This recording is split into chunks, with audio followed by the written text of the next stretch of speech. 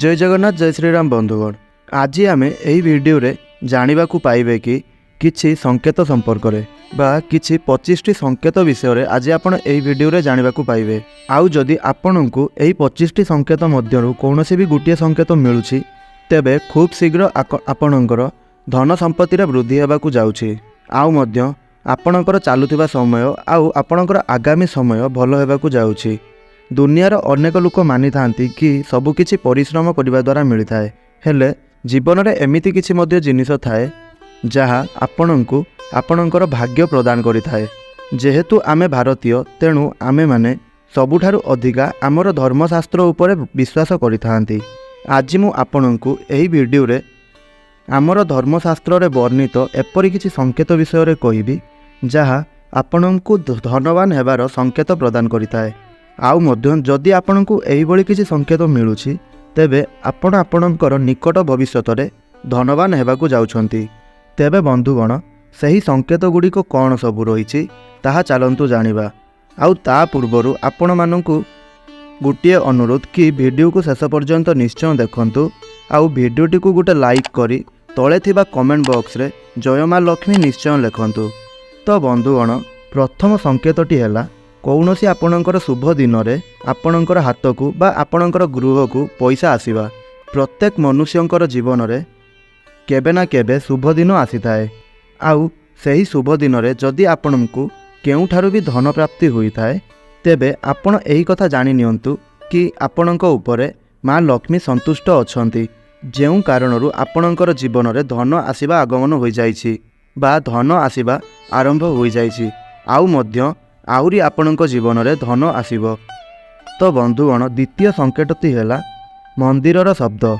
तो बंधुगण जदि आपण सकाळू उठिबा समय रे मंदिरर शब्द बा मधुर भजन एही भली किछि मधुर जिनिस शुणती तेबे आपणकर आगामी जीवन में आसुथिबा भाग्य बा आपणकर आगामी जीवन में आसुथिबा मार्गर पथ सुदृढ़ हो जाए। आउ आपण जेउ भी कार्य करिथांती सेथिरे आपणकर बाधा विघ्न सृष्टि होई न थाए। बंधुगण तृतीय संकेतटी हैला झिंटिका। बंधुगण झिंटिका नामटी शुणी आपणको आश्चर्य लागुथबो। आपण एहा भाबुथिबे कि झिंटिका एहा आमको केउ प्रकारर संकेत देई पारे। हेले बंधुगण आपण माने एहा जानि रखंतु कि कौनसी शुभ दिन रे बा कौनसी दिन रे आपण झिंटिका देखिबा बा झिंटिकार शब्द शुणिबा एहा आपणको आपणकर खराब दिन शेष हेबार संकेत प्रदान करिथाए। आउ एहा मध्य आमर धर्मशास्त्र रे वर्णित अछि। आउ झिंटिकार दर्शन द्वारा आपणकर दुर्भाग्य दूर होइथाए। बंधुगण वर्तमान जानन्तु चतुर्थ संकेत संपर्क रे। चतुर्थ संकेतटी हैला घुसुरी। तो बंधुगण दुनिया सारा लोक एहा जानि थांती कि मनुष्यर भल भाग्य आनिबा पई घुसुरी को माना जाइथाए। सेथिपई आमर शास्त्र रे घुसुरी को शुभ विचार करा जाइथाए। आउ पंचम संकेतटी हैला डॉल्फिन। बंधुगण डॉल्फिन को मध्य मनुष्यर भल बंधु बोली विवेचना करा जाइथाए। आउ एहा बहुत विश्वस्त आउ निष्कपट बंधु होइथाए।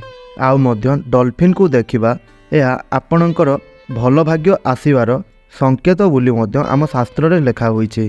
आउ 6 नंबर संकेतटी हैला कइंछ। एहाकू संपूर्ण दुनिया रे भल भाग्यर प्रतीक बोली माना जाइथाए। एहाकू किछि भी रूप रे देखिबा तो एहा मनुष्य पाई अत्यंत शुभ एवं कौनसी प्रकारर भल खबर आसीबार मनुष्य को संकेत मिलिथाए। वर्तमान जानन्तु 7 नंबर संकेतटी हैला आपणकर हाथ कुंडाई हेबा। एहा तो आपण माने जानिथिबे कि जदि आपणकर हाथ कुंडाई हेउची तेबे एहा आपणको माँ लक्ष्मीकर कृपा मिलिबार संकेत प्रदान करिथाए। आउ आपणको धन निहाती किछि दिन मध्यरे मिलिबार एहीपरि किछि मान्यता रही थाए। 8 नंबर संकेतटी हैला वर्षा समय रे सूर्य चमकिबा। एहीपरि दृश्य बहुत कम देखिबाकू मिलिथाए।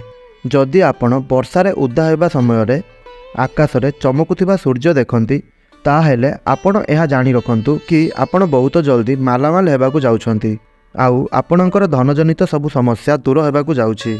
9 नंबर संकेतटी हैला मोती। मनुष्य एहाकू निजर आभूषण भावे एहार व्यवहार करिथाए।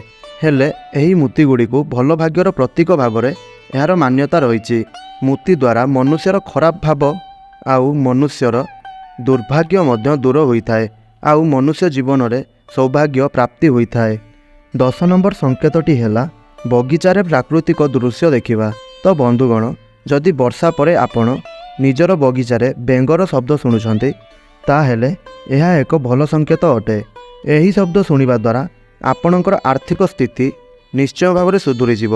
ଆଉ ଯଦି ଆପଣଙ୍କର ଆର୍ଥିକ ସ୍ଥିତିରେ କୌଣସି ଅସୁବିଧା ରହିଛି, ତାହା ମଧ୍ୟ ଦୂର ହୋଇଯିବ। 11 ନମ୍ବର ସଂକେତଟି ହେଲା କୁକୁର। ତ ବନ୍ଧୁଗଣ, ଯଦି କୌଣସି କୁକୁର ଆପଣଙ୍କର ଘର ମୁହଁକୁ ଆସନ୍ତି ବା ଆପଣଙ୍କର ଦ୍ୱାରକୁ ଆସନ୍ତି, ତାହେଲେ ଆପଣ ବା ଆପଣଙ୍କର ଆଗାମୀ ଭବିଷ୍ୟତରେ ଆସୁଥିବା ଧନର ସଂକେତ ପ୍ରଦାନ କରିଥାଏ। 12 ନମ୍ବର ସଂକେତଟି ହେଲା ଆପଣଙ୍କୁ କିଛି ଜିନିଷ ମିଳିବା। ତେବେ ବନ୍ଧୁଗଣ, ଯଦି ଆପଣଙ୍କୁ ରାସ୍ତାରେ କିମ୍ବା କୌଣସି ସ୍ଥାନକୁ ଯିବା ସମୟରେ ଆପଣଙ୍କୁ ଯଦି କୌଣସି କିଛି ଜିନିଷ ବା କଏନ୍ ମିଳେ, ତେବେ ଆପଣ ତାହାକୁ ସମ୍ଭାଳି କରି ରଖନ୍ତୁ, ଯାହା ଆପଣଙ୍କର ଆସୁଥିବା ଭଲ ଭାଗ୍ୟର ନିର୍ଦ୍ଦେଶ ଦେଇଥାଏ। ତ ବନ୍ଧୁଗଣ, 13 ନମ୍ବର ସଂକେତଟି ହେଲା ଭୁଲରେ ପୋଷାକ ଉଲଟା ପିନ୍ଧିବା। ଯଦି ଆପଣ କେଉଁ ସ୍ଥାନକୁ ଯିବା ପାଇଁ ଜଲ୍ଦିରେ ଥାଆନ୍ତି, ଆଉ ଆପଣ ସେହି ସମୟରେ ବା ଆପଣଙ୍କର ଅଜାଣତରେ ଆପଣ ଯେଉଁ ଡ୍ରେସ୍ ପିନ୍ଧୁଥାନ୍ତି ତାହାକୁ ଆପଣ ଉଲଟିଆ ପିନ୍ଧି ଦେଇଥାନ୍ତି। ତ ବନ୍ଧୁଗଣ, ଯଦି ଏହିପରି ଆପଣଙ୍କ ସହ ବି ହେଉଛି, ତାହେଲେ ଆପଣ ଏହା ବୁଝି ନିଅନ୍ତୁ ଆପଣଙ୍କ ଜୀବନରେ କିଛି ଆସୁଥିବା ସୁଖ ସମୃଦ୍ଧିର ସଂକେତ ଏହା ଆପଣଙ୍କୁ ଦେଉଛି। ତ ବନ୍ଧୁଗଣ, 14 ନମ୍ବର ସଂକେତଟି ହେଲା ଭାଙ୍ଗିଥିବା ତାରା ଦେଖିବା। ବନ୍ଧୁଗଣ, ଆମର ପୂର୍ବଜମାନେ ଏହା କହିଛନ୍ତି, ଯଦି ଆପଣ ଭାଙ୍ଗିଥିବା ତାରା ଦେଖନ୍ତି, ତେବେ ଆପଣଙ୍କର ଆସୁଥିବା ଆଗାମୀ 30 ଦିନ ମଧ୍ୟରେ ତେବେ ଆପଣଙ୍କର ମନସ୍କାମନା ପୂରଣ ହୋଇଥାଏ। ସେଥିପାଇଁ ଆପଣ ସେହି ସମୟରେ ଯାହା ବି କିଛି ମାଗିବେ ତାହା ଆପଣଙ୍କର ନିଶ୍ଚୟ ପୂରଣ ହେବ। ଆଉ କେତେକ ଲୋକ ଏହାକୁ ଉଡ଼ନ୍ତା ତାରା ମଧ୍ୟ କହିଥାନ୍ତି। ଯଦି ଆପଣ କୌଣସି ସମୟରେ ବା ହଠାତ୍ ଉଡ଼ନ୍ତା ତାରା ଦେଖିଦିଅନ୍ତି, ତେବେ ସେହି ସମୟରେ ଯଦି ଆପଣ ନିଜର ମନସ୍କାମନାକୁ ମନରେ କହିନିଅନ୍ତି, ତେବେ ତାହା ପୂରଣ ହେବାର ଏହା ମଧ୍ୟ ଆମର ଧର୍ମଶାସ୍ତ୍ରରେ ମାନ୍ୟତା ଅଛି। ତ ବନ୍ଧୁଗଣ, 15 ନମ୍ବର ସଂକେତଟି ହେଲା ବୁଢ଼ିଆଣୀ ଜାଲ। ବୁଢ଼ିଆଣୀ ଜାଲକୁ ଘରେ ପାଇବା ଏହାକୁ ଅଶୁଭ ମାନାଯାଇଥାଏ। ତ ବନ୍ଧୁଗଣ, ଯଦି ଆପଣ କୌଣସି ସ୍ଥାନରେ ବୁଢ଼ିଆଣୀ ଜାଲ ଦେଖନ୍ତି, ଆଉ ସେହି ଜାଲରେ ନିଜ ନାମର ପ୍ରଥମ ଅକ୍ଷର ବା ପ୍ରଥମ ଲେଟର ଦେଖନ୍ତି, ତାହେଲେ ଏହାକୁ ଏକ ଶୁଭ ସଂକେତ ବୋଲି ମାନାଯାଏ। ତ ବନ୍ଧୁଗଣ, 16 ନମ୍ବର ସଂକେତଟି ହେଲା ଚଢ଼େଇର ମଳ ଦେଖିବା। ତ ବନ୍ଧୁଗଣ, ବହୁତ କମ୍ ଲୋକ ଥାଆନ୍ତି ଯେଉଁମାନେ ଚଢ଼େଇକୁ ମଳ କରିବାରେ ଦେଖିଥାନ୍ତି। ତେବେ ଆପଣମାନଙ୍କୁ ଏହା କହି ରଖୁଛୁ କି ଯଦି କୌଣସି ବ୍ୟକ୍ତିଙ୍କ ଉପରେ ଚଢ଼େଇ ମଳ କରିଦିଅନ୍ତି ବା ଚଢ଼େଇ ଝାଡ଼ା କରିଦିଅନ୍ତି, ତେବେ ଏହାକୁ ମଧ୍ୟ ଏକ ଶୁଭ ସଂକେତ ଭାବରେ ବିବେଚନା କରାଯାଏ। ବନ୍ଧୁଗଣ, 17 ନମ୍ବର ସଂକେତଟି ହେଲା ବାଦୁଡ଼ିର ଘର କରିବା। ବନ୍ଧୁଗଣ, ବାଦୁଡ଼ି ଯଦି ଆପଣଙ୍କ ଘରକୁ ଆସନ୍ତି ବା ଆପଣଙ୍କ ଘରେ ବସା ବାନ୍ଧନ୍ତି, ତେବେ ଏହାକୁ ଅଶୁଭ ସଂକେତ ବୋଲି କୁହାଯାଏ। ହେଲେ ମୁଁ ଆପଣଙ୍କୁ ଏହା କହୁଛି କି ଯଦି ସେହି ବାଦୁଡ଼ି ଆପଣଙ୍କ ଘରର କୌଣସି ସ୍ଥାନରେ ରହି ସେଠାରେ ତା'ର ବସା କରେ, ତେବେ ଏହାକୁ ଶୁଭ ସଂକେତ ବୋଲି ମାନାଯାଏ। 18 ନମ୍ବର ସଂକେତଟି ହେଲା ନବବିବାହିତାଙ୍କୁ ଦେଖିବା। ଆପଣ ଯଦି ହଠାତ୍ ରାସ୍ତାରେ କୌଣସି ନବବିବାହିତା ବା 16 ସିଙ୍ଗାର କରିଥିବା କିଛି ନବବିବାହିତା ଝିଅମାନଙ୍କୁ ଦେଖୁଛନ୍ତି, ତାହେଲେ ଆପଣ ଏହା ଜାଣି ନିଅନ୍ତୁ କି ଏହା ଆପଣଙ୍କର ଆଗାମୀ ସମୟରେ ଆସୁଥିବା ଭଲ ଭାଗ୍ୟର ସଂକେତ ହୋଇଥାଏ। 19 ନମ୍ବର ସଂକେତଟି ହେଉଛି ଆଖୁ। ଯଦି ଆପଣ ସକାଳୁ ସକାଳୁ ଘରୁ ନିଜ କାମରେ ବାହାରକୁ ଯିବା ସମୟରେ ଆଖୁ ଦେଖନ୍ତି, ତାହେଲେ ଆପଣଙ୍କୁ ଏହି ସଂକେତ କେଉଁ ସ୍ଥାନରୁ ବା କୌଣସି ସ୍ଥାନରୁ ପଇସା ବା ଟଙ୍କା ମିଳିବାର ସୂଚନା ପ୍ରଦାନ କରିଥାଏ। ଧନ ପ୍ରାପ୍ତି ହେବାର ସୂଚନା ଏହା ଆପଣଙ୍କୁ ପ୍ରଦାନ କରିଥାଏ। 20 ନମ୍ବର ସଂକେତଟି ହେଉଛି କ୍ଷୀର। ସକାଳୁ ସକାଳୁ ଉଠିବା ପରେ ଯଦି ଆପଣ ଦହି ଆଉ କ୍ଷୀର ଭଳି ଜିନିଷ ଦେଖନ୍ତି, ତେବେ ଆପଣ ଏହା ଜାଣିଯିବେ କି ଏହା ଆପଣଙ୍କର ଆସୁଥିବା ଭଲ ସମୟର ସଂକେତ ପ୍ରଦାନ କରିଥାଏ।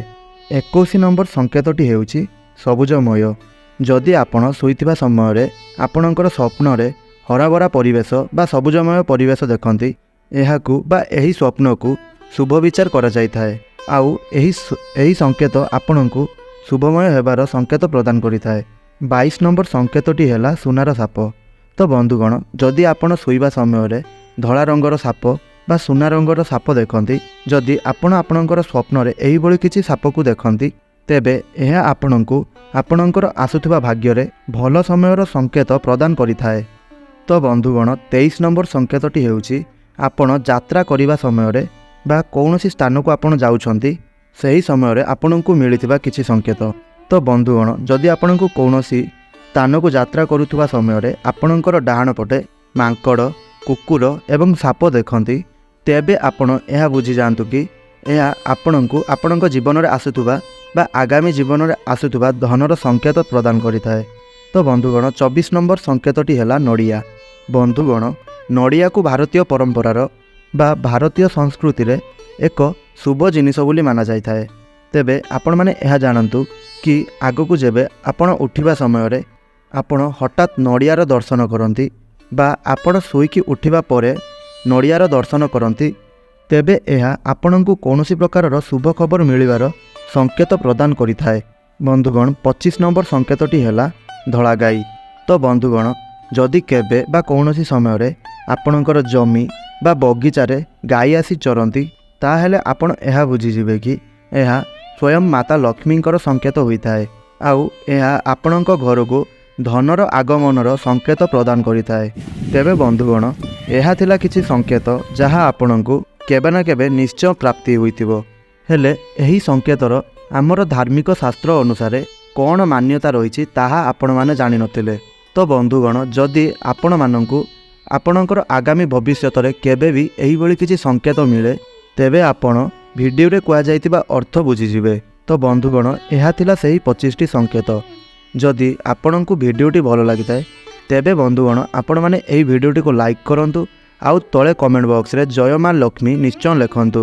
ଆଉ ଏହି ଭିଡ଼ିଓଟିକୁ ଆପଣଙ୍କର ସାଙ୍ଗସାଥି, ବନ୍ଧୁବାନ୍ଧବ, ପରିବାର ସଦସ୍ୟଙ୍କ ସହିତ ନିଶ୍ଚୟ ସେୟାର କରନ୍ତୁ, ଯାହାଫଳରେ ସେମାନେ ମଧ୍ୟ ଏହି 25ଟି ସଂକେତ ସମ୍ପର୍କରେ ଜାଣିପାରିବେ। ଆଉ ଯଦି ଆପଣ ପ୍ରଥମ ଥର ପାଇଁ ଆମର ଏହି ଭିଡ଼ିଓଟିକୁ ଦେଖୁଛନ୍ତି ବା ଆମର ଚ୍ୟାନେଲକୁ ଭିଜିଟ୍ କରୁଛନ୍ତି, ତେବେ ଆପଣ ଆମର ଏହି ଚ୍ୟାନେଲଟିକୁ ସବସ୍କ୍ରାଇବ୍ ନିଶ୍ଚୟ କରନ୍ତୁ ଆଉ ପାଖରେ ଥିବା ଘଣ୍ଟିର ବଟନକୁ ଦବାଇ ଅଲ୍ରେ ସିଲେକ୍ଟ କରନ୍ତୁ, ଯାହାଫଳରେ ଆମେ ଅପଲୋଡ଼ କରୁଥିବା ପ୍ରତିଦିନ ଭିଡ଼ିଓ ଆପଣଙ୍କ ପାଖରେ ସର୍ବପ୍ରଥମେ ପହଞ୍ଚିପାରିବ ଆଉ ଆପଣମାନେ ମଧ୍ୟ ଏହି ଭିଡ଼ିଓ ଗୁଡ଼ିକର ଫାଇଦା ନିଶ୍ଚୟ ଉଠାଇ ପାରିବେ ଆଉ ଆପଣଙ୍କ କାର୍ଯ୍ୟରେ ଲଗାଇ ପାରିବେ। ତ ବନ୍ଧୁଗଣ, ଆପଣ ଏହି ଭିଡ଼ିଓଟିକୁ ଶେଷ ପର୍ଯ୍ୟନ୍ତ ଦେଖିଥିବାରୁ ଆପଣଙ୍କୁ ବହୁତ ବହୁତ ଧନ୍ୟବାଦ। ଜୟ ଶ୍ରୀରାମ, ଜୟ ଜଗନ୍ନାଥ।